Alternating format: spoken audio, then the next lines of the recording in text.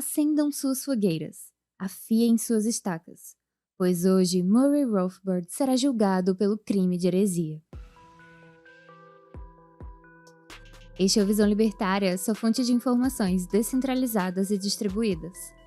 Este artigo foi sugerido e escrito por Rodolfo Andrello, revisado e narrado por JJ Liber.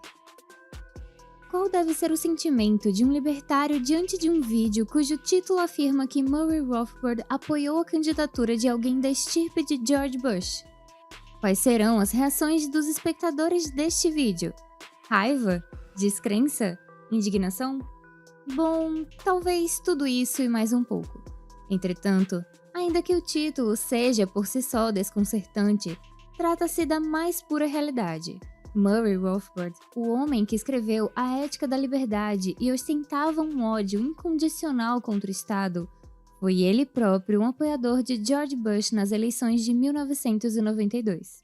Porém, como qualquer pessoa minimamente centrada já seria capaz de supor, esse curioso episódio tem um histórico e um contexto que ajudam a compreender e mitigar esse estranhamento inicial do nosso vídeo. Então, a primeira pergunta que investigaremos é: qual era o posicionamento de Murray Rothbard sobre a utilização da política na estratégia libertária? Bem, embora a pergunta seja simples, a resposta para ela variou relativamente no tempo, a depender de qual momento da biografia de Rothbard estaremos analisando. Tomemos como ponto de partida a questão do famoso Libertarian Party dos Estados Unidos. A princípio, Rothbard não mostrava qualquer simpatia pelas propostas do partido. Foi só alguns anos depois que ele alterou suas percepções e até passou a trabalhar em prol desta agremiação política. Mas se há algo que os conhecedores da biografia de Rothbard podem argumentar, é que o célebre economista acabou ao fim de algumas décadas se desvinculando do Libertarian Party, e por isso, segundo eles, até serve de evidência de que não existe espaço para a atuação estratégica de libertários dentro do campo político. O argumento não é de todo ruim, mas ignora outras circunstâncias que se deram após a saída de Rothbard do Libertarian Party. Particularmente, esse argumento ignora a militância veemente que Rothbard conduziu nos últimos anos de sua vida, levando-o até mesmo a apoiar candidatos republicanos que sequer se declaravam libertários. Mas antes de buscarmos entender as razões que levaram Rothbard até esse ponto, julgamos necessário enfrentar uma questão. É ou não é relevante conhecer as posições de Rothbard e outros mestres da escola austríaca sobre militância política? Como é sabido, há quem insista na tese de que o que importa é a proposição ética em si, e não as opiniões de seus formuladores. Assim, por exemplo, se a ética argumentativa de Roper invalida o envolvimento político, então não importa as opiniões individuais do próprio autor sobre esse tema. Trata-se, na realidade, de uma saída bastante comum para aqueles que sabem que as biografias de homens como Murray Rothbard e Hans Hermann Hoppe reforçam a posição do uso defensivo da política. Não obstante, essa crítica falha em desconsiderar duas coisas. A primeira delas é que a obra de Rothbard apresenta uma multiplicidade de raciocínios que embasam os posicionamentos que ele defende. Então, ainda que alguns rotulem o uso de um parecer de Rothbard como sendo um mero apelo à autoridade, o fato é que nenhum libertário adota determinadas conclusões apenas por serem defendidas por ele, mas sim porque seus argumentos se mostram suficientes. Desta forma, se para Rothbard toda iniciação de agressão é ilegítima, também é verdade que ele não abriria mão de cortar pela metade todas as alíquotas de impostos, se e somente se nenhum outro corte mais radical ou revogações não fossem possíveis. Mais ironicamente, segundo os críticos das estratégias políticas defensivas, essa postura faria de Rothbard um gradualista. Ora, não vemos como uma campanha pelo decréscimo da violência estatal faria de Rothbard um gradualista. Na verdade, segundo Salerno explica, Rothbard era alguém que apertaria imediatamente o botão caso existisse um dispositivo que acabasse com a existência do Estado. E isso, meus senhores, não é compatível com qualquer definição de gradualismo. Cabe, inclusive, citar um raciocínio que o próprio Rothbard apresentou em um texto denominado Você odeia o Estado? No qual ele ilustra justamente esse ponto. Citação. Enquanto o abolicionista aceitará um passo gradual na direção certa, se isso é tudo que ele pode conseguir, ele sempre aceita a contragosto, como apenas um primeiro passo em direção ao objetivo que ele sempre mantém incrivelmente claro. O abolicionista é um apertador de botões, que pressionaria seu polegar contra um botão que abolisse o Estado imediatamente, se tal botão existisse. Mas o abolicionista também sabe que, infelizmente, tal botão não existe, e que ele vai pegar um pouco do pão se necessário, enquanto prefere sempre o pão inteiro se ele puder alcançá-lo. Fim da citação. Ora, será mesmo que homens do calibre de Rothbard e Hopper caíram em apostasia, dado que eles mesmos defenderam a participação em atividades político-eleitorais?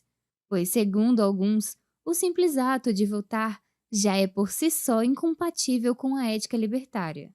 Na prática, é como se esses ANCAPs anunciassem que nem Hopper nem Rothbard foram verdadeiros libertários, e que a estrada da salvação está exclusivamente no canal que este ANCAP gentilmente criou para compartilhar conosco a luz da verdade. Talvez, mais do que ler literatura austríaca, tais pessoas fariam bem em se devotar ao estudo dos mitos gregos, especialmente o mito de Narciso.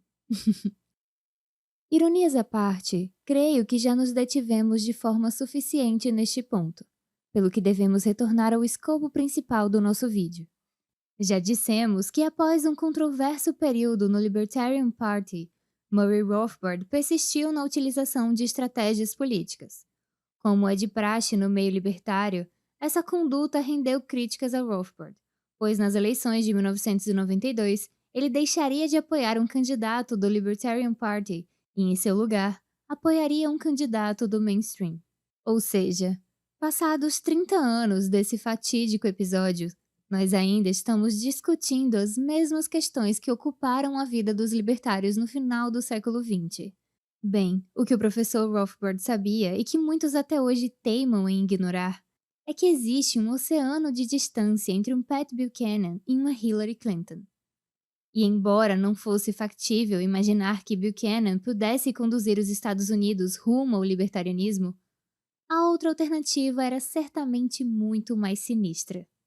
Naquelas prévias do distante ano de 1992, Rothbard apoiou a candidatura de Pat Buchanan. E não só isso, mas trabalhou incansavelmente, escrevendo e contra-argumentando no intuito de defender Buchanan das campanhas de difamação de que ele foi alvo. Como sabemos, Buchanan não passou das prévias do partido, e a escolha dos republicanos foi pela infame persona de George Bush. E é nesse ponto que Rothbard fez aquela fatídica escolha. Então, naquele contexto, Rothbard não viu outra hipótese a não ser apoiar o único nome com algum potencial de fazer frente a Bill Clinton. Em breve síntese, essa é a explicação do porquê Rothbard, um aguerrido libertário, julgou por bem apoiar tal figura nas eleições americanas. Como dissemos, na ausência de uma explicação prévia, chega a ser quase impossível assimilar a afirmação de que alguém da estatura moral de Rothbard acabaria por apoiar alguém da estirpe de George Bush. E ironia das ironias, Rothbard até mesmo utilizou um espaço em sua coluna do Los Angeles Times para apoiar a candidatura de Bush. Segundo consta, esse foi o episódio em que Rothbard mais recebeu cartas de ódio em toda a sua carreira. No fim, os democratas levaram aquela eleição, e essa foi a última eleição majoritária que Rothbard acompanhou antes de sua morte em 1995. Se há uma lição a aprender de tudo isso, é que as divergências dentro do movimento libertário não podem se resumir a jargões e argumentos rasos de internet, principalmente quando vemos que nenhum dos gigantes da filosofia libertária foi adepto deste tipo de simplismo. Dito isso, não acreditamos que essa breve exposição seja o suficiente para pacificar todas as acirradas disputas intelectuais entre os libertários. Esta, afinal, nem é a pretensão deste vídeo. Mas ao menos tais fatos podem lançar uma nova luz sobre aqueles que ratificam de forma simplista de que votar é um ato inconcebível, e que toda e qualquer estratégia de política defensiva é integralmente contrária aos preceitos libertários. Para finalizar, enfatizo que essa publicação é um resumo.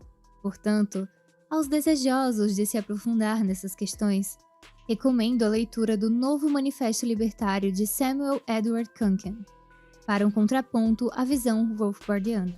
Além disso, a leitura de O que Deve Ser Feito, de Hans Hermann Hoppe, também serve de complemento ao assunto de hoje. De toda forma, quer você defenda uma estratégia Rothbardiana ou agorista, ou nenhuma nem outra, é simplesmente indispensável que nós tenhamos consistência ao defender nossas próprias posições. O libertarianismo só tende a evoluir com o amadurecimento de seus colaboradores. Obrigada por sua audiência. Se você gostou desse vídeo, não se esqueça de curtir e compartilhar. Para ser notificado de outros vídeos, inscreva-se no canal e depois clique no ícone de campainha. Escreva artigos você também, acesse o nosso site visãolibertaria.com. Até a próxima!